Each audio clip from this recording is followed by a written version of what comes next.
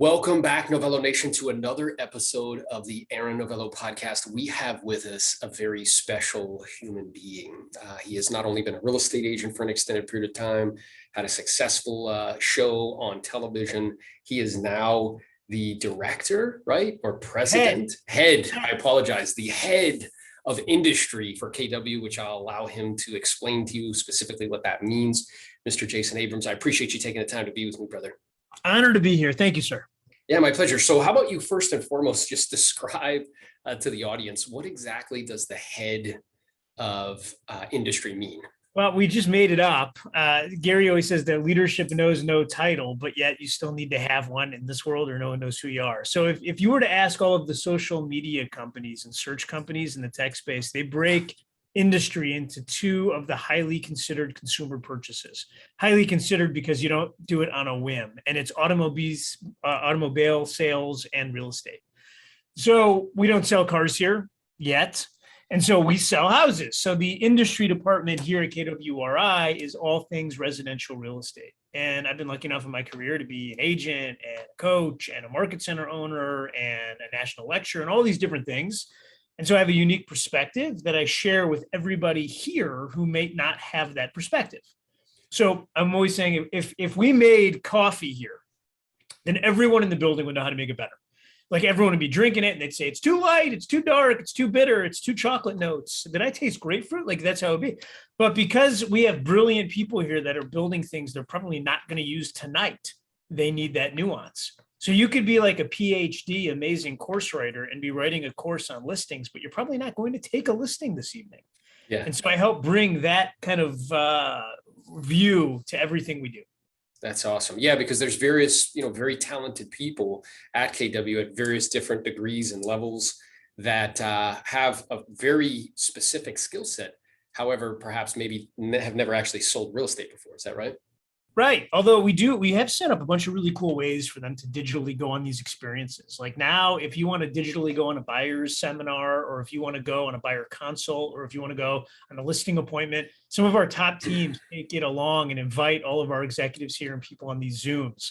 So it's really funny to watch like the CEO of the company walk by and he's rushing to get to a buyer consult and be a fly on the wall. But it's really important that we truly see how our stuff works when it gets into somebody's living room. Yeah, man, I'd love to have the opportunity to be have him present on a Zoom listing presentation next time I go on one. That's good. For sure.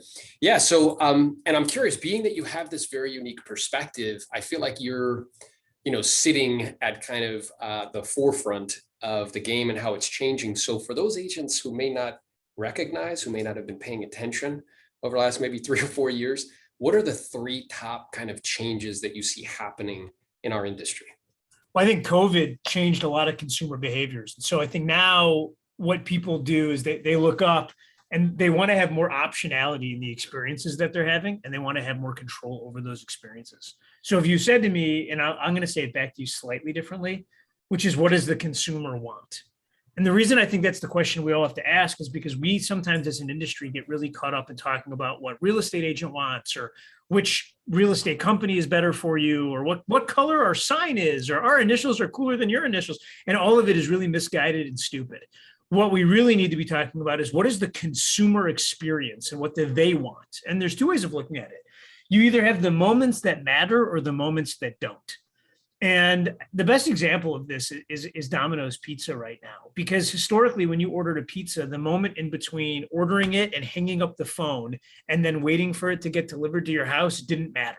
It didn't matter anywhere. As a matter of fact, it didn't matter so much that you used to actually call and check on your pizza. Sure, like, hey, are you still coming? Like, that's how much it didn't matter. Then Domino's comes out with a pizza tracker. And although you could argue that the pizza still tastes like the box it came in, it's now like leading the way.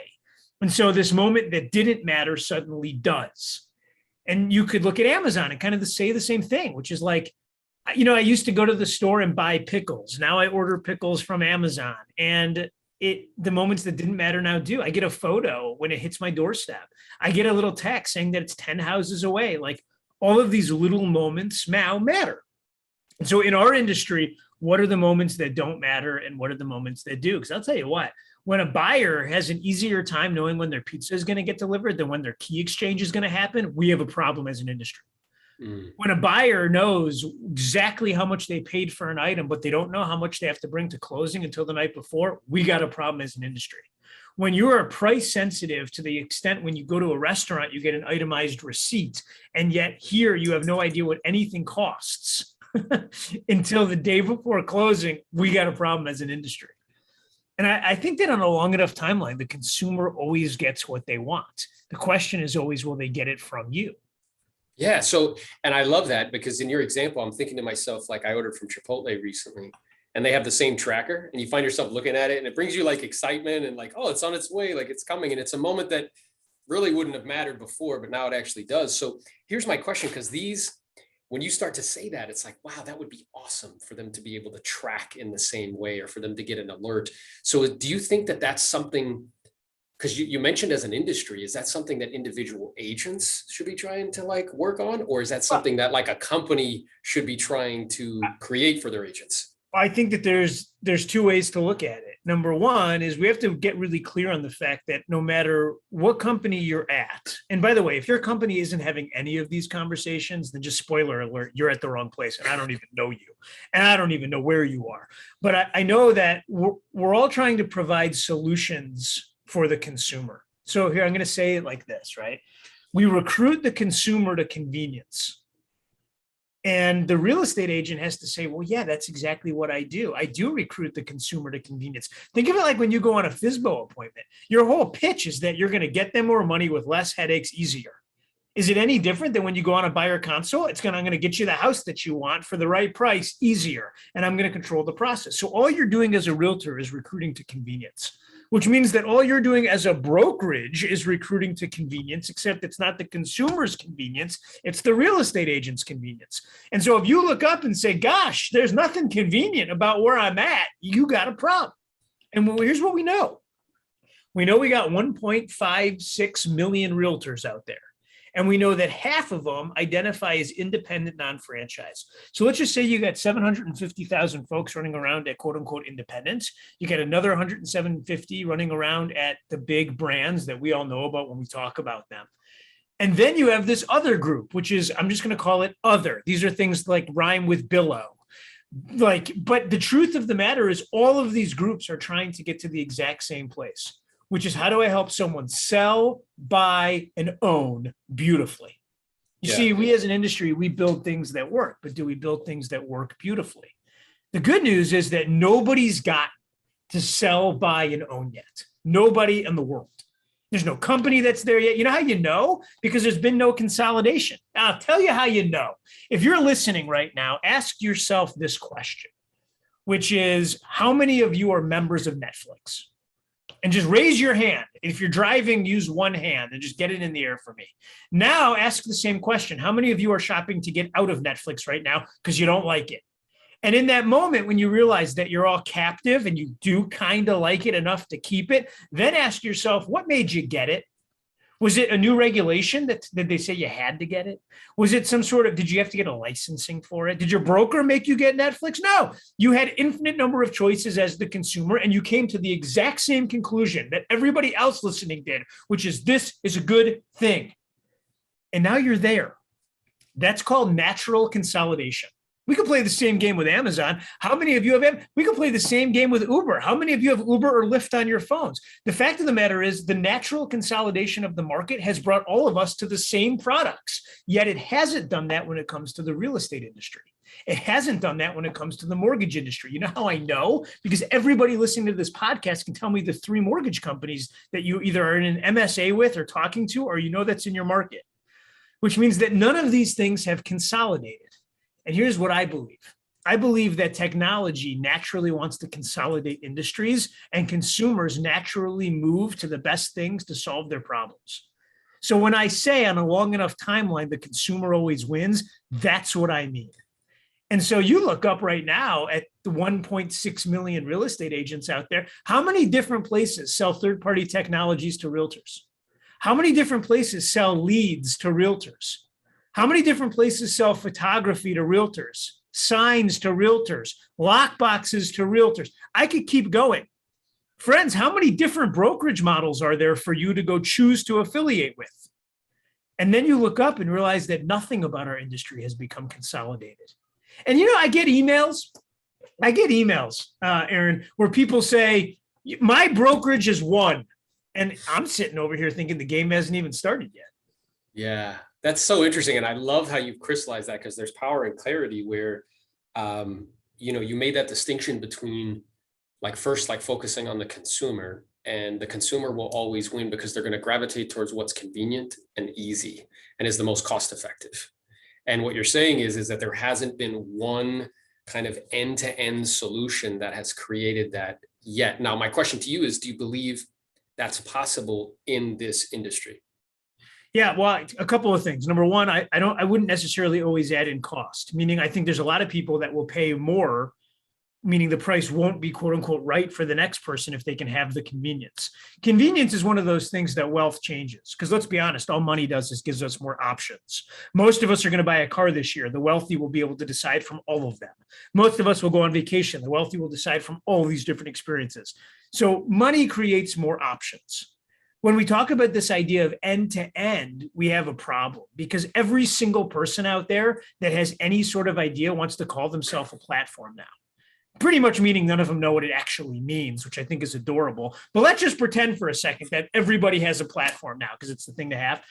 Then we talk about what does end to end mean? And the truth is, the definition changes based on your ability to create micro experiences within the collective.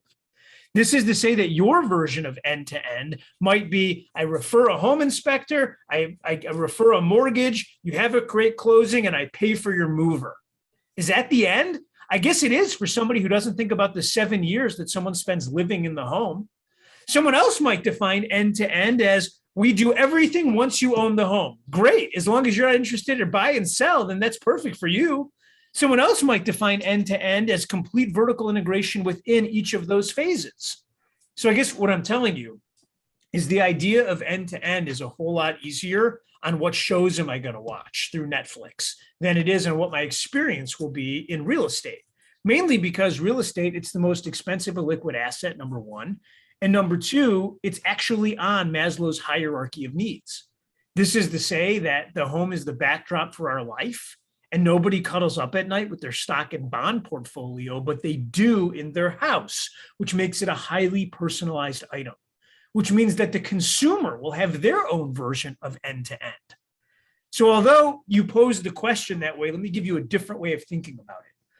I don't believe that for those of us that are playing the game at scale, it'll be a question of what actually happens end to end. I think the question will be, what platform do you choose to actually enjoy end to end on? And right now, because I hear this all the time, realtors say, well, it's too esoteric. You lost me, this whole platform. My customers do business with me. Break script. You do realize that as soon as you say that, all you've effectively said is that I'm the platform. Yes. Which, by the way, I love that idea. Right now, the fact that you're reachable 24 hours a day and you take your laptop to the beach on vacation, which is insane, but I love realtors because we do that, and you refer the title and you refer the mortgage and you take the phone call to solve all their problems, make no mistake about it, your customers have a platform. It's called your name. What we're trying to figure out is, can we take pieces of that and make those moments easier so that you can get a semblance of your life back and the consumer can get a more reliable result? Yes, because ultimately that's the focus, is the consumer. And then which specific pieces are you referring to? Taking that back. I tell you what, I'm referring to all of them. That's the kind of the neat thing about where technology is today. If I would have told you 10 years ago the things that you would be doing on your iPhone, you never would have believed me. Do you know when the iPhone came out originally, all these smartphones, by the way, they couldn't sell them. The whole thing was a giant flop, a failure, a misnomer. You know why? Because there's this certain age group of people that you need if you're going to sell a consumer product. It's the baby boomers, and they weren't buying it. They just weren't into this idea. And they finally stumbled onto the solution. It was the minute that somebody put the most magical app on a phone that the world had ever seen. It's the flashlight app. Now, I know what you're thinking right now. The flashlight app, yes, it was the first time that age group used their phone as a tool for something other than making a phone call. And all of a sudden, this thing stopped being a phone and started being a tool for their life because they were using it in menus because they couldn't read whether it had marinara sauce or not. And that simple thing changed the way they looked at it. And then they started asking other questions. Well, if it can be the device that lights up a menu, what else can it do? And before you know it, you got to banking. Then think about that for a second. Yeah. Like, well, as you're saying that, I'm thinking to myself, like flashlight, like alarm clock, like banking, like menu reading, like GPS, right? Oh my gosh. Like a map, and then it became everything. Yeah. And it's going to be, I believe, very, very similar. Here's how you know it's going to be similar, because that is organic. Think about everyone right now. Stop and think about the first purchase that you made on Amazon. Now think about the second one and think about the third one, and then realize that 10 purchases in, you are willing to buy anything on it. Yeah. Like at first it's like, I don't know if I feel comfortable putting my credit card in. And then like once you do it, and then it becomes like, and now you don't even think about it. You'll do it on your phone on a whim, just like bloop, and it's 100%. Fine. Yeah. And so you're going to be asking the same question about residential real estate. Yeah. Some people, depending on who is sitting here, someone would say, well, it's search. And someone else would say, no, it's the transaction. And someone else would say, no, it's the financing. And then someone else would say, no, it's the quiche recipes that I send. And then someone else would say, no, it's my client events and a unique connection. And by the way, hashtag all of that. You don't know what the entry point is going to be into the affinity loop that is the consumer relationship with you. All you know is that right now you're the loop. The question will be, can you bring some piece of technology or some platform or some idea into your life that actually holds it all together? And by the way, if you're half of your audience is like, nah, I'm not a tech person. This isn't real. I'm willing to accept that, by the way, but I would ask you this. Would you argue that the cell phone that you're using right now isn't as much of a platform for your business as any other? Because I would tell you, for you non-tech people out there, which by the way, I would put myself in that category. I got my entire data bank in my cell phone. It coordinates all my emails. It handles my calendar. I send text messages. And oh, by the way, it's linked to the collective knowledge of humankind in the way of Google. So I kind of think it's a platform. The problem is it's not a platform made for real estate. I don't see any company out there right now that's got that done. No, and I guess what I'm aware of is like everything you're saying is logical, makes total sense. And that is such a big thing that personally, as somebody who's still in production, who's pushing and shoving and going on appointments and negotiating, doing all these deals and stuff, right? That's something that like a company needs to solve. It's not something that an individual agent's going to solve. Would you agree with that? Yeah, I'm a little biased because I got a giant billboard and we're gonna solve it. Yeah, that's the cool thing about it. I think that it's fascinating to me that you see when you look at the industry. And by the way, I think we should go micro in the industry next and talk about like what are the ways to make more money today and get more time. Yeah. We're out there in the ethos right now, but like here's the key to this. In the macro, all of these other industries are literally stepping into yours if you're a realtor within the sound of my voice right now. Like, and I just want to talk about just in the last 3 weeks on the press releases. You watched Quicken Loan come out and say, I think they call themselves Rocket now. They came out and said, do business with us, and it's 1.5 points on the listing side. You have Zillow 360 running around discounting the real estate brokerage. Have you noticed that everybody in the industry is willing to discount the type of time and money and fiduciary that you provide, all in the zeal of maintaining their margins? And if you haven't noticed it yet, here's the good news. That means that you still have plenty of time to react and bulletproof your business. But it's not going away. And the challenges are only going to become more forthright to us. Yeah. And if you take the kind of approach of sticking your head in the sand and being like, okay, this tech thing, like it's not me, I'm just going to keep doing what I'm doing. Depending on where you are in your life cycle and depending on where you are in your life cycle of business, if you're kind of older and you've been doing this for a while, you just want to do it for 5 more years, then like, don't pay attention to anything me and Jason are saying. Keep doing what you're doing. Make as much money as you can. Pull aside like 40 to 50% of everything you're earning, invest it in things that make money, and you should be like, okay. However, if your intention is to be in this game for an extended period of time, there's a saying that says in the land of the blind, the one-eyed man is king. Like if I can see what's happening prior to everybody else recognizing what's happening, I can pivot to make sure that I continue to get an unfair share. Yeah, and the only thing that I would either plus one on that conversation is that I'm not just talking about tech. Like if you're in the first group that you just defined, which is I got 5 years left and I want to try to do as well as I can, there has to be some new experience or you're going to end up doing less per year. But here's the worst part of it. The parts you do are simply going to take longer. And the consumer is clamoring for something else. Look, I would never have wished COVID upon anybody. And we've lost a lot of family members at Keller Williams. It's been a terrible thing. But one thing it did do is it got us all really clear on consumer behavior across all age groups. And here's what we know now. By the way, anything I said up to this point, you can dispute. But if you want fact, here are the facts. Right now, the consumer wants to see less homes in a physical way, but more of the right ones. Right now, the consumer wants a fiduciary on demand when they want them, not when the realtor wants to be there. And right now, the consumer is highly valued based, and not in dollars and cents, but in level of fiduciary. Meaning if you can't actually help them get an advantage to find a home in a conflicted and constricted marketplace, your value goes down. And it, like on the selling side, if I'm not, when he says like fiduciary versus transactionary, like transactionary is just like, hey, I can help you sell your house. And the truth is, honestly, a lot of people can probably help them do that. But can I move over to being fiduciary? Meaning, can I solve problems for you? Can I help you get it cleared out or get stuff donated to local charities? Can I help you with handyman work? Can I solve problems? Also, can I guide you in some way, right? Which goes beyond, which essentially what's happening is it's forcing agents to have a higher value proposition other than just I can help you buy and sell. I think that's all right. Yeah. Yeah. So in that vein, I have the good fortune, I coach people as well, separate from being in production, and I'm seeing something that's happening. So as we switch gears from being consumer focused and these high conversations about tech, now shifting to saying like, okay, as an agent, if the focus is on agents, I'm personally seeing, which we had a conversation quickly prior to getting started, I'm seeing kind of the cost of sale go up dramatically with referral fees and things of that nature.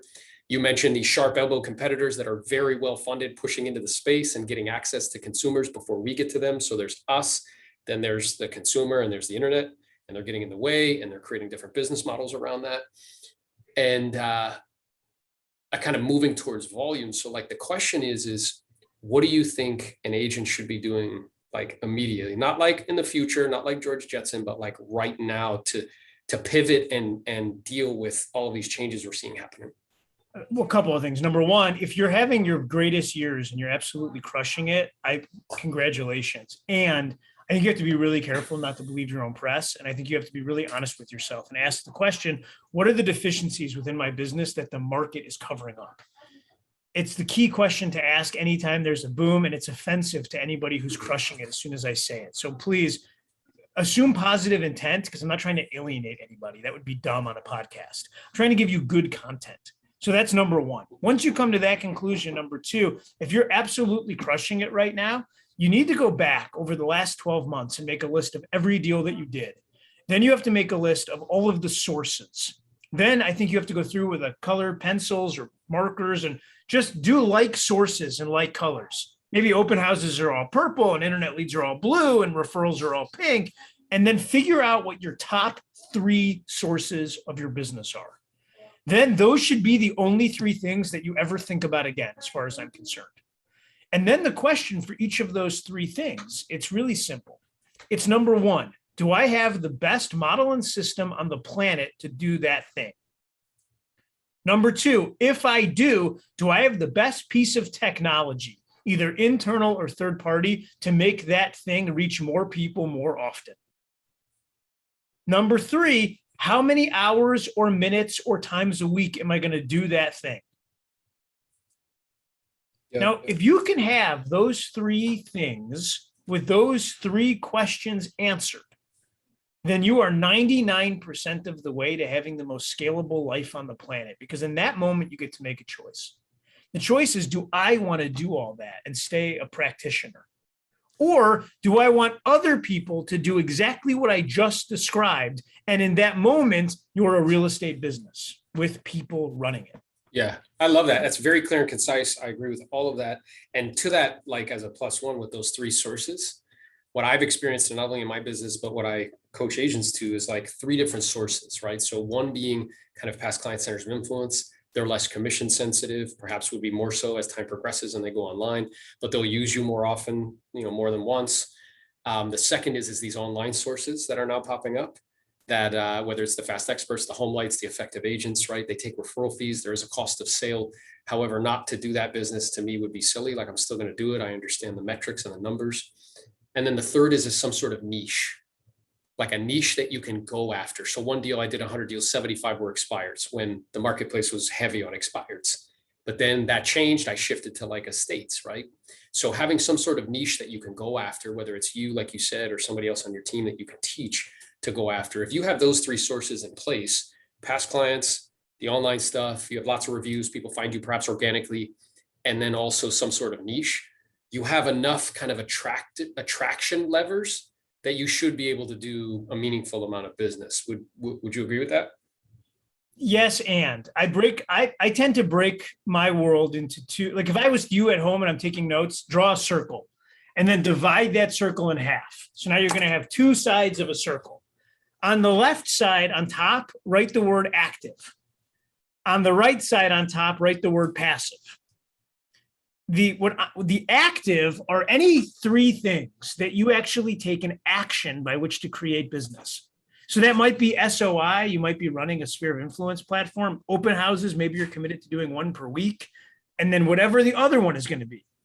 On the other side, where it says passive, that's where I tend to put things like online leads. I call them passive because once you swipe your credit card for it, there's nothing else you're going to do other than get the leads and then give good service. But you have to give good service on both sides. And then if I was drawing this thing out, on the bottom, I would draw a giant rectangle. And in that rectangle, I would write the name of the CRM that I'm using. And the reason that that's the key is because everybody you meet from the left side of the circle and the right side of the circle goes into that CRM. And then as long as you're following up with frequency and intensity with everybody in that system, it's a mathematical certainty you're going to make a lot of money. Yeah, it's very true. So like what I noticed is in our business where we have, the good fortune of having lots of reviews, and we're also on these platforms, we don't pay for the lead like initially, but they kind of refer you and then they take a referral fee. But I noticed that the lead flow started to get overwhelming and I couldn't keep up with them. So I needed a mechanism, to your point, like a CRM, which is part of the system. So like what Jay's saying here is like, you have these different sources, but each source needs a system. And part of that system is a CRM. Now, that'll help with the next part of it, which is conversion, right? And the CRM is part of that, but then also it's like scripts and dialogues. What am I saying? How am I saying it? Like that sort of thing. And then we can convert.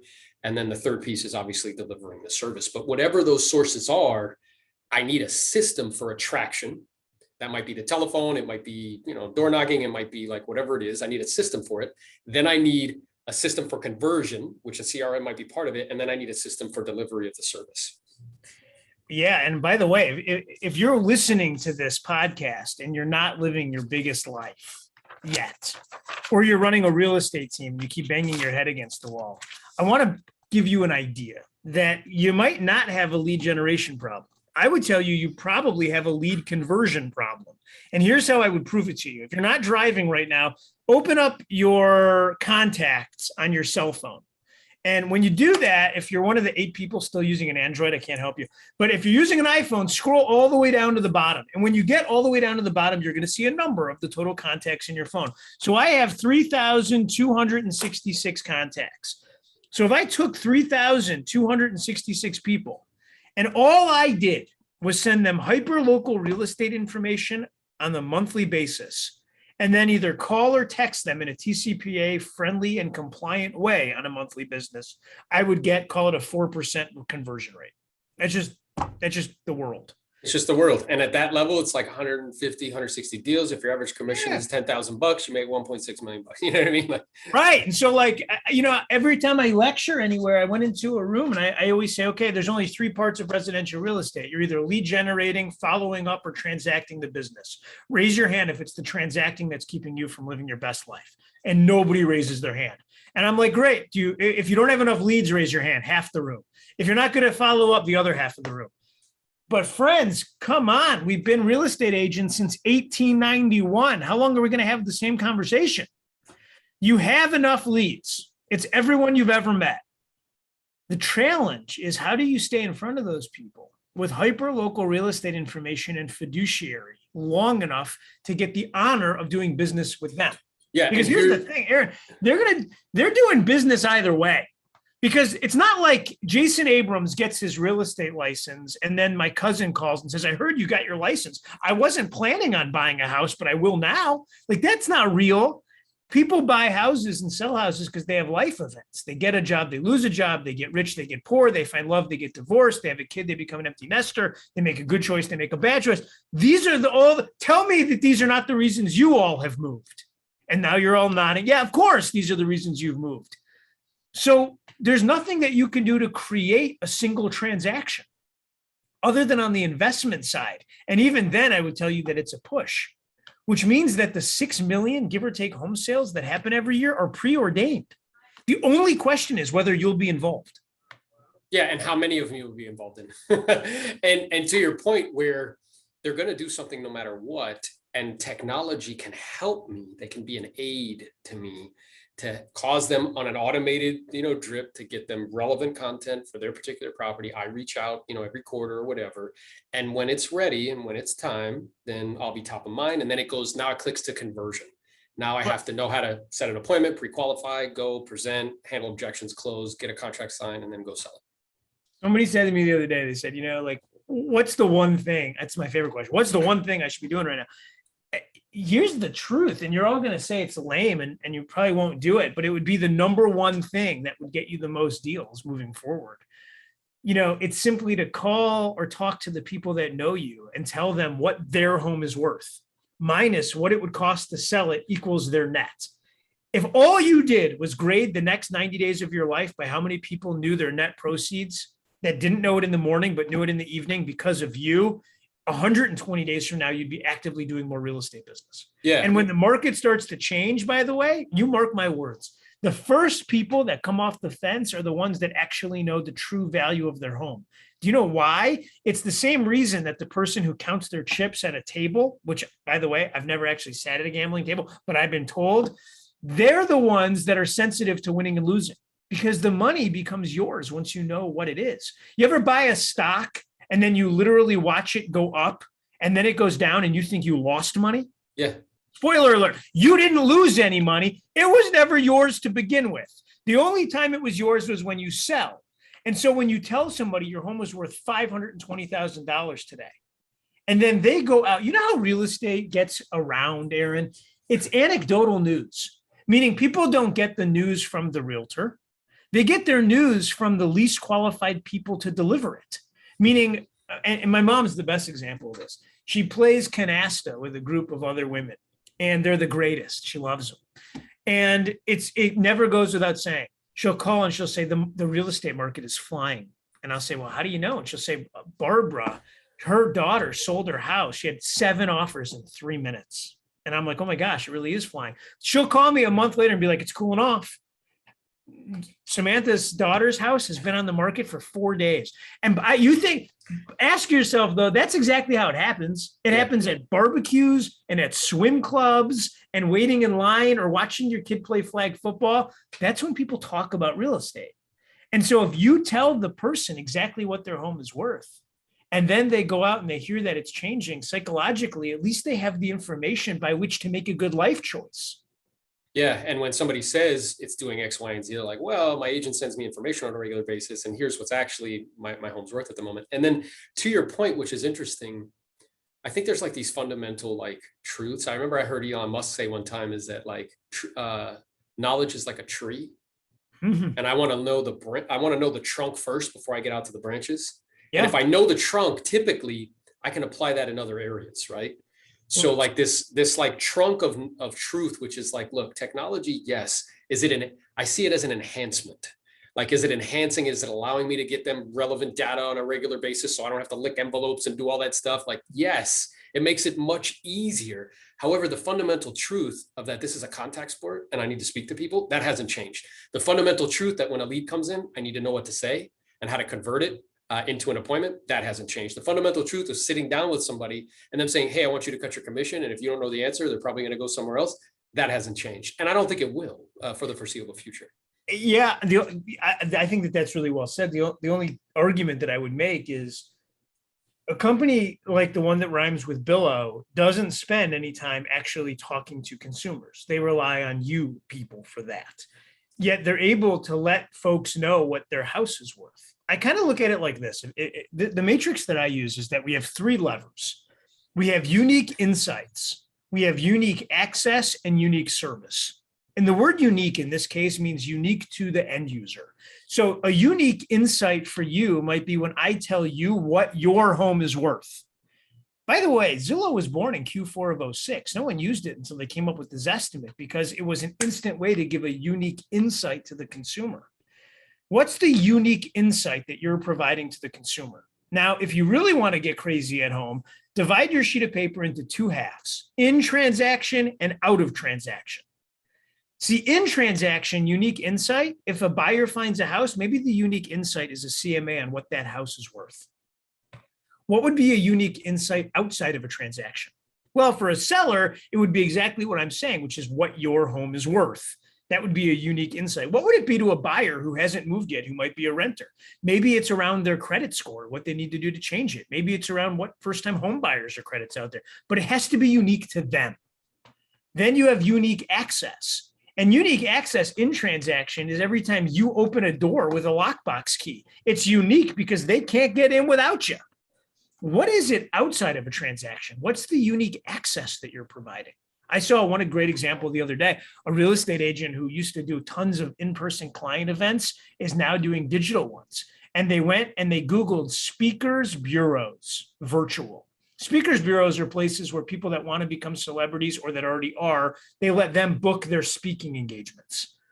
But I'll tell you what, this person, I think it was $5 or $6 grand, hired Sir Mix-a-Lot to do an a cappella version of Baby Got Back and 3 other songs, which is amazing to think about. But you know what? If you were on that person's client list, you showed up for that. It was awesome, all via Zoom. Come on, who's not going to that? But maybe your unique access is going to be a celebrity chef, or it's going to be an amazing financial guru who's going to talk. What's the unique access? And then unique service. During the transaction, we're kind of the service. I'll answer always. The best example of a realtor that I saw a realtor who went out and hired a bunch of handy people, and her people in her SOI get to call and they get to use the handyman service for free. There's no charge. Wow. That's unique service. And so I just simply ask the question, if I have to provide unique insight, unique access, and unique service, and I have to do it in transaction and out, what are those things going to be? And then build your campaigns around those things. Yeah, and I'm reading a book right now called The Membership Economy. Yeah. And what that makes me think about is like what you're talking about is creating a membership, which Oh is my it's like instead of like selling a product or a service, right? What it said is the metrics in selling a product is like it's all about acquisition. Once you acquire, then it's just about managed anger. Like we're going to manage people's anger. You're going to have something that happens you're not going to be happy with. We're just trying to manage it. Well, in a membership economy, the goal is to increase loyalty. So that's an interesting, because if that's a shift in the way I'm thinking, that changes the way that I approach it, and it changes the way I approach the business. So what you're describing is like, oh, when you're a member of like the Novello group, you're a part of our tribe. Here's what comes with membership. You get access to the handyman. We're going to cut your grass twice a month. We're going to have somebody come out and wash your windows. We're going to, right? And all of those things. All of those things. And you see that as like, no, this is like, even though, you watch profit margins and you watch the economic model, but what you're shifting to is instead of just like selling a product or service, is creating like a membership and what it entails to be part of the membership. Yes, I love that. And the fact of the matter is, I was talking to an agent the other day and was telling me a story. No one likes to tell stories like realtors, right? It's my favorite part of this job. I get to hear the best stories. The person was saying, I followed up with this person for 13 years, every single month. And now I'm going to list their house. And I was thinking to myself, what other industry do you call someone for 13 years in the hopes of maybe doing business again? Like, what's that industry? But I love that about real estate agents. But we have to start thinking about the unique services that would make people call us instead of us calling them. Like, when was the last time you had the second story windows of your house cleaned? And if you're Yeah. an agent, why aren't you hiring a window cleaner for 3 weeks every summer and then cleaning every person in your databank's windows? Yeah. Like, Yeah. is that worth more than call it the pie giveaway on Thanksgiving? Yeah, of course.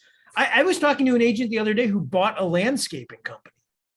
And literally their thing, here's the phone call that they made. So Aaron, they're calling you up. Aaron, do you cut your lawn or does someone cut it for you? I do it myself. Fantastic. Well, then I don't know if this will be interesting to you, but I've decided that it's not just my job to sell beautiful homes. It's my job to help you live in them beautifully. And I sold you the house you're in, and I bought a landscaping company. And so what I'd like to do is send them over, and for free, they want to plant a bunch of flowers for you. And then if you like it, every 2 weeks, we want to come over and mow your lawn for free. You're never going to get a bill because you're one of our customers. The only thing that we ask is you let us leave a little sign up the day we cut it that says this home meticulously maintained for free by the Abrams real estate team. Is that okay? Yeah. Like, who's going to say no to that? Right? Who's saying no to that? Yeah. And by the agent that told me they were doing it says that they get incoming phone calls all the time from people in the neighborhood that say, I want my home meticulously maintained for free. And then they say, it's perfect. Or when are you selling? And then the consumer says, well, I don't know. I'm not. What do you mean? Or don't you do the lawn? He says, well, here's the thing. We own a real estate company. We supply this as a service to every one of our customers or anybody that sends us a referral. So all you need to do is one of those two things, and we'll be happy to cut your lawn for free forever too. Exactly. And what I would propose there is, if he wanted to, he could tweak that. Hey, that's part of like the membership of being involved with the Novello group, right? Can you imagine? That's a service that we provide for our clients. So if you know somebody wants to buy or sell, once you refer us or we help you, then you'll be a member and you'll get that same, kind of service. And I think that's just one example. Like, I think that the whole industry is about to explode in consumer value all over. And here's what you're starting to see, whether you want to admit it or not, you're watching kind of a K-shape happen where the top teams are doing more and more business. And then individual agents are kind of doing less and less. And if you're an individual agent at heart, kind of like I am, you look up and you're like, God, I don't know. I'm scratching my head. Why is that happening? It's happening because value delivered at scale is value delivered. And so whether you're a big team or you're an individual agent or you're an independent broker or you're a franchise owner, we have to start asking the question, what's the value that we're delivering? Yeah, and like be the willing real, to look up. The yeah, real like value. The real value. Not that I always find it interesting because I'll go and do a talk and I'm like, well, what's your competitive advantage to agents? And they're like, well, I'm honest. Yeah. And I'm like, bro, like that's lame. Like everybody's going to say, and they're like, I put the client first. And you're like, okay. Like I remember Jack Welch said, if you don't have a competitive advantage, don't compete. So yeah, it's like, I think that's why you're seeing, one of the things I'm really proud of, we're at record pace. We have more independent brokerage houses that are choosing to join Keller Williams than at any before time in our history. And I'm simply asking the question, why is that happening? And I think because the fight to deliver value at scale has never been more fierce. And everybody is trying to provide more convenience to either the consumer or the agent. In our case, we're trying to do it for both. And I think it's a really exciting time to be a consumer of residential real estate products. I agree. Your life is about to get a hell of a lot better. It's kind of like all of us think about your life before Amazon. Think about your life before Netflix. And then realize that the battles that were fought to take that territory have improved your life as a consumer. And then I think just know that that's all about to begin in our industry. And I think you should be wildly, passionately excited for the consumer. I agree, man. I just watched the Netflix thing that Gary and Jay, they produced, Netflix versus Blockbuster, to watch like just the drop down, drag out, fight. Have you seen, I did an interview right after that came out with all of those people where all we did was talk about what they saw as the parallels to real estate. Did you see that? Oh, really? I didn't. No. I'm going to send that to you. That's awesome, man. Yeah, because I found it fascinating, like this little startup, and they tried to sell them to him twice. They told him no. And then they were like sending in, like, once they realized that this was like a thing, they started to send in people to like spy on their, like, it was wild, right? It's awesome that it's really just like intellectual warfare. So my final question to you is this, is one of the other changes that I see happening as, what you're describing, I'm seeing completely to be true, that teams that are set up to provide value at scale and that can respond very quickly and give great service, they are doing more and the other people are doing less. And one of the things that I see the marketplace doing is coming up with other ways of compensating agents. So whether that be, I mean, profit share has been around forever. Gary created it, right? And I know he started as rev share and then switched it to profit for various different reasons. But also you see like stock options and like these different mechanisms or different kind of ways of compensating agents. So talk to me a little bit about that and talk to me about like what you think is the opportunity for agents. I think the opportunity is different depending on where you are and what it is that you're looking for. And so I would tell you three things. Number one, I think that stock options and all of those sort of plans are absolutely fantastic, but never lose sight of the core business, meaning that you have to be really careful about the way you choose to make your money. And you have to ask the question, does this way offer longevity? And I think if you ask that question long enough, it'll always operate as a true north for you and for the decisions that you make. Yeah. What he just said is like spot on. So like what I'm aware of is a lot of people have approached me with different opportunities, right? And the more that I look at, I think that I remember I listened to Think Like a CEO and I hadn't listened to it. And it's so solid and so good. And I realized that Gary's just a human that basically has gone through all of those iterations and cycles. He's basically somebody that took like his team and spread it across the country, right? And what I'm aware of is I think that models matter in the end, right? So you have to look and say to yourself, whatever it is, wherever the options are coming from, like, is this model like sustainable? And if you do that, then it'll help you to make clear, conscious, purposeful decisions about if this makes sense or not, right? Yeah, absolutely. And look, here's the thing about all these different ways that people make money is that the ways by which we make money are always evolving. The thing that really doesn't evolve is whatever we know to be our mission in life. And so I have some great friends at all different companies that wake up every day, no matter how much money they make, they're absolutely miserable. And I feel really sad for those folks. I have some other friends that wake up every day driven by a true north, which is this is why I'm doing the things that I'm doing it. Like I get to wake up every day and I get to go to battle to protect real estate agents. And I'll be honest with you, is there other models that I could wake up and do and probably monetize differently? Sure. Would I be nearly as fulfilled? Probably not. And No. I would urge everybody to there's a great book on this, right? It's called The Alchemist. I don't know if you ever read it. Oh yeah, for sure. There's a line in it that I read every morning, and it's an old man who's talking to this little boy, and he is saying, "Do you know what the world's greatest lie is?" And the boy asks him, "What's the world's greatest lie?" And the old man says, "It's this: that at a certain point in our lives, we lose control of what's happening to us, and our lives become controlled by fate. That's the world's greatest lie." And I truly believe that right now more than ever, which is one thought can change it all. And the decision that you make tomorrow will ultimately decide exactly what your life is like the day after tomorrow. Yeah. And so regardless of what path you choose and which way you're going to make your money, just please make sure that it's deeply fulfilling for you, because there's a difference between the science of success and the art of fulfillment. And they're often very confused. Very confused. I'll kind of wrap up with this. What it makes me think about is I remember Warren Buffett was giving a talk to like high school people, right? And he was sharing with them that like, you know, ultimately he's like, you know, we'll probably eat at the same restaurants, me and you, right? We'll probably drive like similar type cars, me and you, right? We watch the same movies on Netflix, me and you. He's like, I might have a more expensive suit, but you look better, so it looks better on you, right? I'm an old guy. Like, he's like, the only thing you're really going to change is how we travel, but that's really it. And what he said is waiting to do something that you love and are passionate about is like waiting to have sex in old age. I hadn't heard that quote, but that sounds like something Charlie Munger would say. Yeah, which is super solid. So listen, brother, it shows that you love what you do. I think it's awesome. It's a pleasure kind of being in business with you and having somebody like you be the head of industry. So I appreciate you, man. If people have questions, if they wanted to find you in some way, like how could they connect with you? Yeah. I'm one of those guys who's crazy enough to just give out his email. So my email address is jason@kw.com. Feel free to email me. And I just, on behalf of all of us here, I'm lucky enough to have friends at every brand and at every independent. And what I just want to tell everybody is I truly believe now is the moment to share unabashedly with everybody, regardless of affiliation.